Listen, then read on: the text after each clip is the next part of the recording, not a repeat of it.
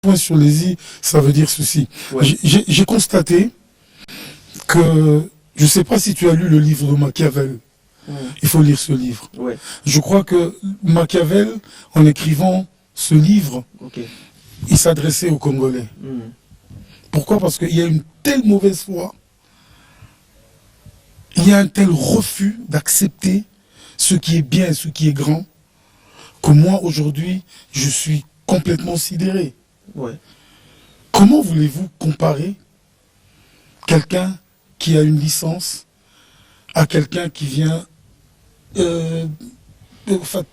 d'avoir son diplôme de maternelle? Parce qu'ici, on donne des diplômes au maternel. Ouais. Je crois que Gigi Toukali ne me dira pas le contraire. N'est-ce pas, héritier, vous qui on donne des diplômes, non? Voilà. Comment voulez-vous comparer ces deux personnes? C'est ce qui se fait ici. Et puis les gens montent au créneau. Ils montent au créneau carrément, sans gêne, pour dire que non, voilà, on les compare. Non, il n'y a pas de comparaison. C'est le jour et la nuit. C'est pour ça que j'aimerais expliquer à mes frères congolais que El Niño est un Congolais comme nous. Mais là, il est tellement au-dessus. En fait, c'est quoi le problème le plus simple? Nous avons eu des légendes dans ce pays. Là, les légendes, on les a eues. Mais lui, il est la légende des légendes. Il est plus légende que toutes les légendes réunies. C'est lui.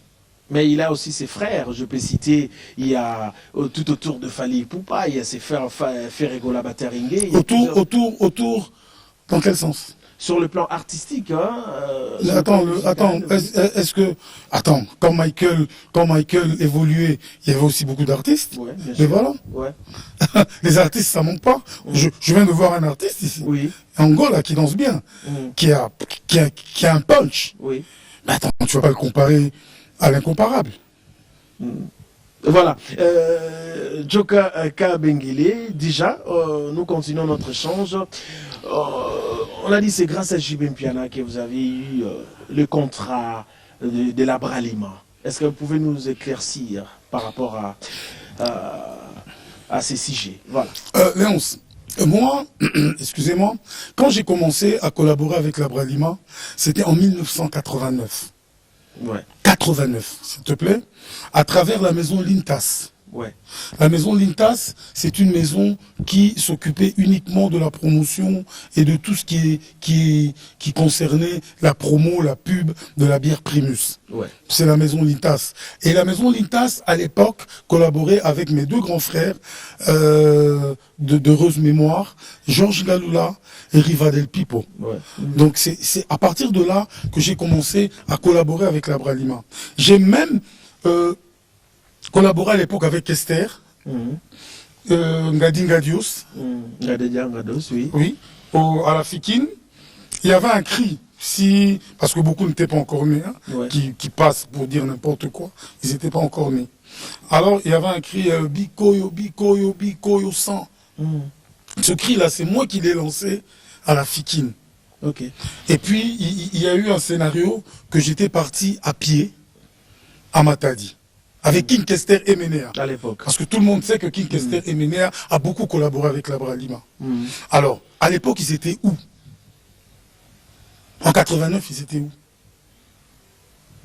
Pour dire que c'est un des leurs qui m'a fait signer un contrat. Moi, j'ai signé le contrat de main du boss des boss, Van Mamaren. Ok. Les patrons de la Bralima. Oui, le patron des patrons. Celui qui a élevé la Bralima au plus haut sommet. Et c'est d'ailleurs lui qui a engagé les artistes qui ont accompagné la Bralima. Dakumuda, Boisekwa, le monstre que je salue, et le phénomène Ngiama Makanda, que je salue également, et le Mahatma. C'est lui qui les a engagés. Et c'est lui qui m'a engagé. Okay. Avec l'apport de Laurent Boukassa, qui est vivant. Actuellement, il est à Madagascar, je crois. Il y a Papa Luzolo, qui est là. Donc voilà, donc, on ne change pas l'histoire. Pourquoi les gens veulent changer l'histoire? Si vous ne maîtrisez pas ce que vous dites, renseignez-vous. Vous passez à tort et à travers. Mais à part moi, il a donné des contrats à combien de personnes? Ses propres musiciens n'ont pas eu de contrat. Donc c'est qui? Il y a un couac. C'est son groupe, c'est dans l'ensemble. C'est lui qui gère le groupe. Alors, posez la question à ces jeunes gens. Ok. Qui a déjà touché directement l'argent de la firme Bralimo, de la Primus? Parce que c'est quoi un contrat? Ok? Mais moi, j'avais un contrat personnel. Ok. C'était ma personne. Donc partout où j'étais, tous mes jeunes frères, tous mes amis, tous les gars du quartier savent. Là où il est, il n'y aura pas une autre boisson alcoolisée ou non alcoolisée qui ne fait pas partie de la Bralima. Okay. Tout le monde le sait dans le quartier. Et voilà. Voilà, très bien, je pense que nos fidèles téléspectateurs ont trouvé les réponses par rapport à leurs préoccupations. Voilà, Yadjo, expliquez-nous cette réflexion. Les grands esprits ont toujours rencontré une opposition farouche des esprits médiocres. Albert Einstein. C'est un homme. Tous ces gens-là, c'est des médiocres. Tous ceux qui racontent n'importe, c'est des médiocres. Tous ceux qui passent aujourd'hui à la télé, et surtout les influenceurs, c'est des médiocres. Si vous suivez les influenceurs, c'est des injures. C'est pour ça que d'ailleurs, je vais porter plainte la semaine prochaine. Déjà, parce que là, non, mais c'est dans la famille, il porte encore... Non, là nous sommes en train... Non, attends. Quand tu arrives à un endroit, parce que la plupart de tous ces gens, beaucoup je les ai aidés. Tous ces musiciens, en fait. Non, les musiciens, les soi-disant sapeurs qui n'achètent pas des habits, qu'on donne et tout ça. Moi, je les ai beaucoup aidés sur un plateau de télé. Ok, très bien. Parce que à l'époque, j'étais parmi les présentateurs phares du dimanche. Oui. Voilà, donc j'ai fait Raga TV, Sembe, DJ, Antenne A. Bon, là où je suis jusqu'aujourd'hui en collaboration puis en partenariat. Oui. Tous ces gens, je les ai beaucoup aidés. C'est pas une raison de m'injurier. C'est parce qu'au fait, je suis un père de famille. J'ai des enfants. Bon, je profite d'ailleurs, en parlant des enfants, pour remercier mon équipe, toute l'équipe qui m'a accompagné en Europe. Donc il y a ma fille aînée. Okay. Qui aujourd'hui, c'est elle qui s'occupe de mon management. Okay. C'est Lisette Paloma Chalako et son mari, qui n'est autre que Géry Mouzadi, donc mon stratège. Il y a également mon fils Bovic, qui lui aussi, il est toujours dans le net. Il y a également ma fille cadette, qui elle s'occupe de tout ce qui est stratégie. C'est vraiment une plateforme. Hein. Exactement. Il y a également Kabessa. Non, pas Pati. Pichou. Pichou Pessa et Rena Lombe, qui également assiste. Il y a également Magloire. Donc au sommet de la Tour Eiffel, c'est comme ça qu'on l'appelle, Magloire Panda. Il y a également Égide de Fer, que j'appelle affectueusement mon White. Donc c'est cette équipe qui m'a toujours accompagné à Kinshasa. Donc il y a Héritier Mvouki, qui de très loin avait un œil sur moi. Il y a également Gigi Toukali, qui n'a pas manqué de travailler avec moi de très loin, quoi. Ok. Voilà. Par rapport à cette question, le grand esprit, on peut poser par rapport aux esprits farouches, est-ce que vous pouvez nous expliquer rapidement? Non, mais c'est pour dire, quand tu es un grand esprit comme moi, quand tu dis la vérité, les gens ne veulent pas entendre la vérité. Les gens veulent déformer l'histoire. Parce que hier, les gens qui aujourd'hui vous adulaient, c'était des musiciens comme ceux qui viennent ici, chercher la gloire. Et eux, ils ont eu la chance de rencontrer la gloire. Que ces gens-là n'oublient pas d'où ils viennent. Ils jouent à VV Saint-Ter, à côté, à 2 pas de chez nous. On les a vus venir. On les a vus s'acheter leur première voiture. Qu'ils ne viennent pas changer l'histoire ici aujourd'hui. Et c'est pour ça que, même la Bible le dit, mon peuple périt par manque de connaissances. Il est temps qu'on arrête cette mascarade. Parce que ces gens ne sont pas des extraterrestres. C'est nous qui avons fait d'eux ce qu'ils sont. On leur a donné les noms, les qualificatifs pour les ascenser, mais qui se mettent pas en tête que c'est eux. Mais Yadjo, on vous a acquise de flatteur en fait. Vous êtes flatteur, c'est-à-dire ce que vous faisiez jadis chez JB Mpiana. Il y a un PK, vous avez pas fallu ou pas. C'est-à-dire, que vous avez flatteurs par des compliments flatteurs. Non, non, au fait, moi je fais mon job. Je vends mon produit. Ça, c'est le marketing direct différencié. Et ça, c'est héritier. Tout à l'heure, je vais quand même lui balancer un petit mot gentil parce que c'est lui qui m'a un peu mis sur cette voie. Okay. Donc voilà cette forme de marketing que je crois la plupart des gens, eux, doivent faire. Qu'est-ce qu'ils doivent faire? C'est plus vendre leurs produits qu'autre chose. C'est ce qu'ils doivent faire. Ouais. Aujourd'hui, moi, je vends mon produit. Est-ce que tu comprends? Très bien. Ceux qui ont fait le marketing, Héritier Mboueno vous le dira, de Raobank, et également mon jeune frère qui me suit actuellement de chez lui, parce que je sais qu'il est devant son écran, Elvis Tundawechi, Okay. qui vient de Paris. D'ailleurs, clin d'œil à toi, nouveau parisien. Donc c'est pour te dire qu'aujourd'hui, les gens doivent apprendre à changer. Aujourd'hui, quand nous apportons ce genre de technicité voilà. dans le monde de la promo, dans le monde du marketing, il est très important que les gens suivent. Donc, et bon, c'est vrai, les ignorants, Okay. les médiocres, comme je viens de le dire, pour eux, c'est flatté. Aujourd'hui, quand on parlait de la Primus, quand on parle de Coca-Cola, est-ce que, bon, si c'était un individu qui parlait, on allait dire que c'est un flatteur? Ce terme flatteur-là, pour moi, c'est un terme, bon, bref, c'est pour les médias. Voilà. Ah. Voilà, très bien. Nous continuons notre échange avec la légende Djoka Kabengele. Il y a une question de la part de José Mouvani, un major, bien sûr, à l'objet. Quels sont les bons souvenirs où Djoka Kabengele a bénéficié à Pembene JB Mpiana? Voilà. C'est d'après le major. Bon, c'est vrai que je ne suis pas venu parler du Mahatma, mais je dirais quand même, c'était mon entrée à la salle Omnisport de Bercy. Ok. Voilà. C'est l'unique, hein? Non, il y a le concert que j'ai produit sur le fleuve Congo. Randonnée. Ouais. La randonnée, la première randonnée de l'histoire commerciale, bien qu'ils veulent tricher. On va voir où ils vont en arriver. Il y a également l'île Ouetou. On est parti sur une île. On a joué on a quitté à minuit, 23 heures, chose qui ne se fait pas, mais parce que Djoka a toujours cette grâce de l'Éternel avec moi. Voilà. Parce que je suis pur. Voilà, très bien, c'est vraiment très naturel. Nous allons marquer une pause, hein. Nous allons souffler un peu avec un élément, bien sûr lié toujours à l'artiste Fally Ipupa. L'excellence compte, est-ce qu'on peut y aller?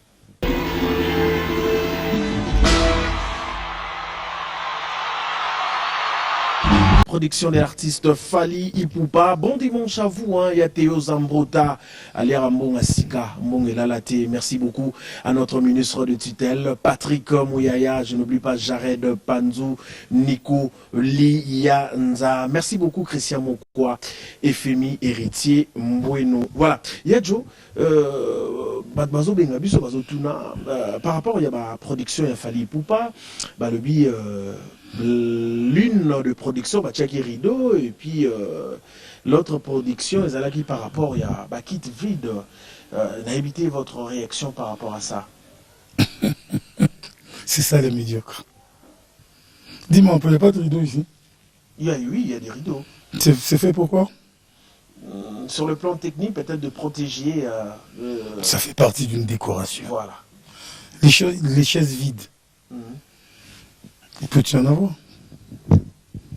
Quand le quorum est atteint, dans une salle de 16 000 personnes, okay.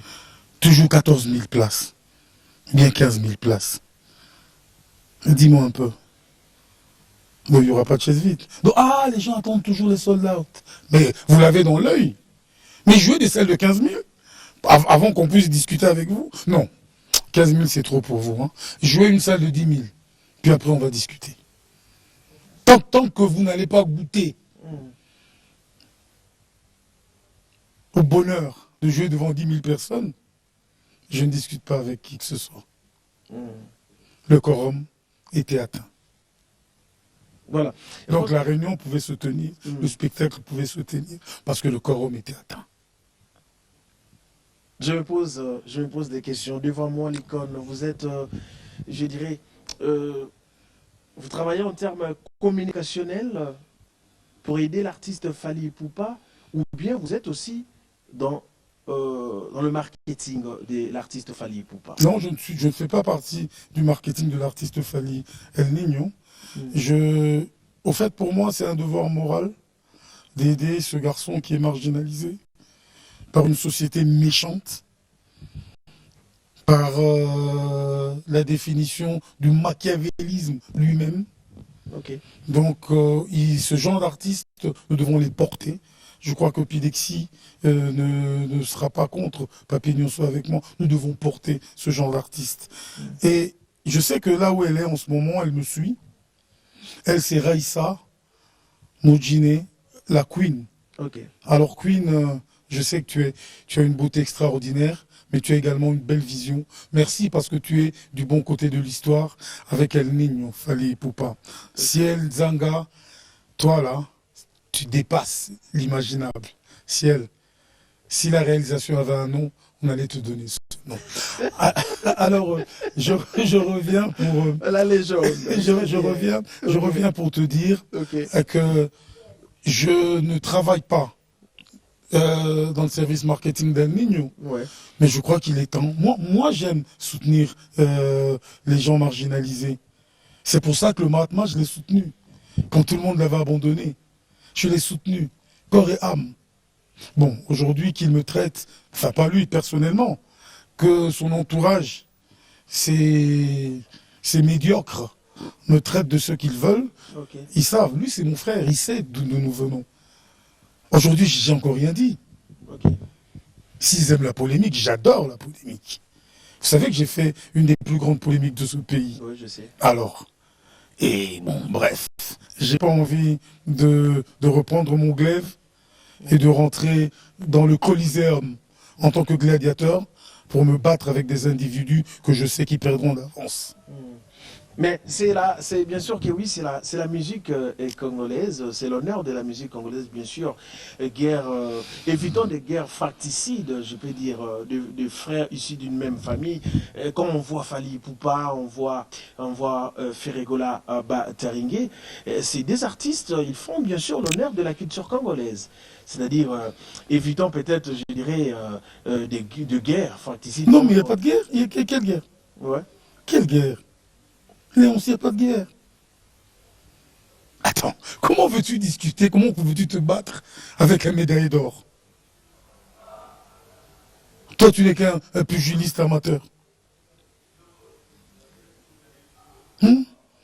Tu es dans ton petit club claqué et tu veux te battre avec Martin Bakole. Il n'y a pas match. Il n'y a pas de guerre.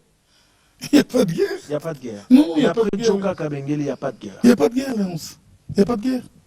Il y a un qui est au sommet, l'autre se cherche, c'est tout. Voilà, nous continuons notre échange, bien sûr, toujours avec l'icône de la presse congolaise. Que pense Joka Kabengele par rapport à la jeunesse montante? Entre guillemets, nous trouvons des kermesses, pléthore de kermesses. Que pense l'artiste, M. Joka Kabengele, je dirais, par rapport à cette fléau, hein, qui gangrène en fait la capitale congolaise? En tout cas, merci pour cette question. Pas je m'attendais. Je crois que hier déjà, le Congo, Kinshasa, est en train de trouver une solution. Okay. Parce qu'il a été investi hier. Le nouveau gouverneur de la ville, qui n'est autre que M. Daniel Mbumba. Okay. Je crois que ça sera la première décision, si je ne me trompe pas, du nouveau gouverneur. Stoppez-moi toutes ces bêtises. Parce qu'au fait, les kermesses, c'est une bêtise. Pourquoi je dis c'est une bêtise? Pourquoi? Parce que ces endroits-là, généralement, sont réservés au sport de nos enfants. Moi, je me rappelle à l'époque où on grandissait, je crois que, héritier, vous qui ne me dira pas le contraire, oui. On allait jouer de championnat en championnat dans les quartiers, dans les terrains, ces genres de terrains vides. Okay. On allait jouer au football. Golfo Kenge le sait, on allait jouer au football. Okay. Aujourd'hui, tous ces terrains sont devenus des débits de boissons. Et je crois que ça sera parmi les premières décisions du nouveau gouverneur d'arrêter. Okay. Ferdinand ne me dira pas le contraire. Ferdinand Dombélé. Okay. Ça sera la première décision de son Excellence, le nouveau gouverneur de la ville-province de Kinshasa, d'arrêter ces kermesses. Pourquoi? Mais écoutez, ça nous apporte quoi? La fornication, l'ivresse publique, les nuisances sonores. Ça nous apporte quoi de bon? Et après la kermesse, déjà des endroits où il n'y a pas des installations sanitaires. Mais il y a déjà quelques mesures prises par notre gouvernement par rapport aux 22 heures déjà. Il n'y a pas de sonorité, pas de... Non, mais allez dans les kermesses, il y a des concerts, il y a tout ça. Ah, mais allez dans les kermesses vous-même. Il y a de la musique, mais on doit arrêter tout ça. Je crois que le nouveau gouverneur va s'en charger et il va changer la donne. Son Excellence Daniel Mbumba. Secondé par Edi Eli Molangi. Voilà. Oui, ils doivent arrêter ce fléau. Okay. Parce que, regardez un peu. Allons, nous avons tous suivi les Jeux Olympiques, qui ne sont pas encore terminés. Oui. Mais dites-moi un peu, sur 120 millions de Congolais, combien sont partis? Beaucoup. Non, pas beaucoup. 6 Congolais. 6 seulement. Ouais, 6 c'est beaucoup déjà. Non, Ouais. sur 120 millions. Ah là tu comprends plus rien. Ou bien tu le fais exprès. Non, je comprends. Ouais. Non, mais si c'est insignifiant. Sortir 6 athlètes. Notre petit judoka, c'est en moins de 30 secondes, on l'a étranglé. Il avait les yeux dehors. C'est comme s'il crevait. C'est quoi ça?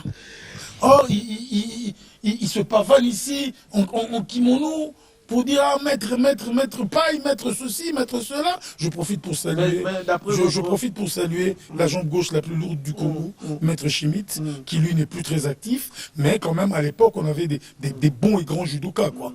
Dans votre biographie aussi, vous êtes le fondateur de Jido Matongi avec le maître Arthur. Ah, monsieur, oui, non, la charge revient. Ouais, nous, au fait, le problème, c'est ce côté sportif. Ouais. À l'époque, il n'y avait pas d'infrastructure. Ouais. Mais nous avons créé des écoles de judo.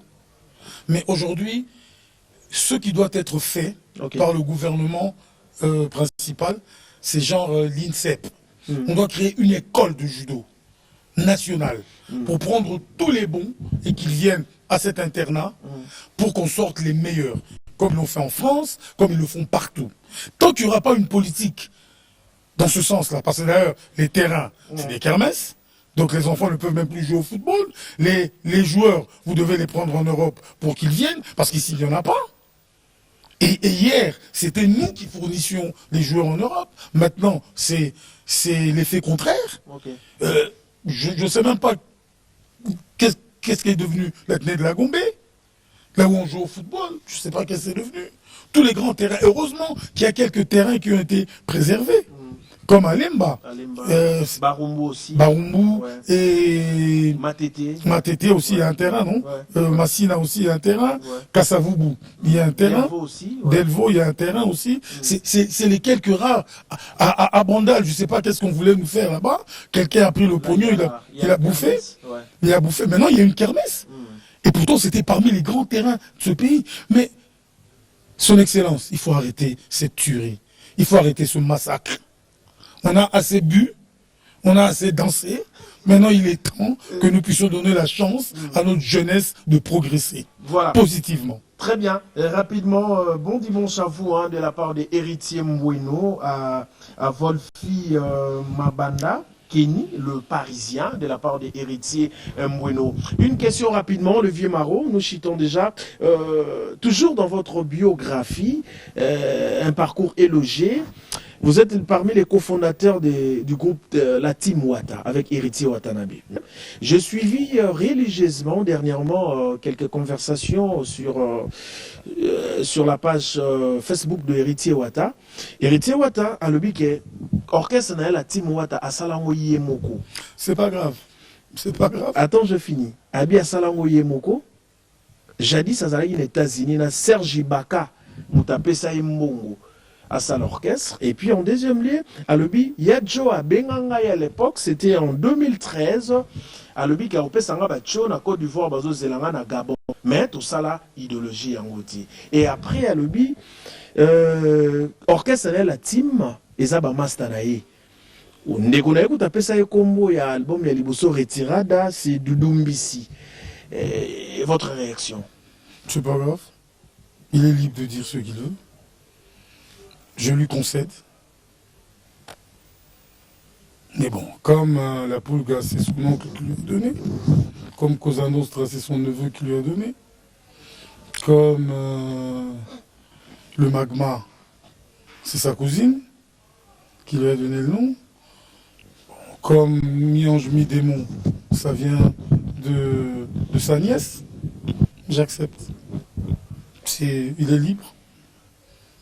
Mais je peux saluer quelqu'un quand même. Oui, ça ne dérange pas. Ouais, je profite pour saluer le sénateur Mike Kabasele Toubajika, qui je crois est un grand espoir pour Matongé. Okay. Je salue également Marceline, agence fret Didier Douma, sans oublier Armandine Mayangui et Armand Mayangui le boss. Et également Inès Kassendwe, la mère des 3 derniers héritiers de Dido Senga, et Pierrot Makofé, chef d'entreprise, Rajou Ngoma SFR, et Isabelle Bolébé et Michel Mavinga, et sans oublier Wani Maïmouna à Lille, parce que lui, il est le chef d'orchestre du groupe Cosa Nostra. Donc voilà un peu les quelques... Et sans oublier l'honorable Patrick Mouyaya non plus, parce que, enfin, l'excellence. Et je soutiens son combat pour s'attaquer à TikTok et à tous les malfrats qui passent sur Internet, parce qu'il y a trop de malfrats. Trop de malfrats. Merci beaucoup.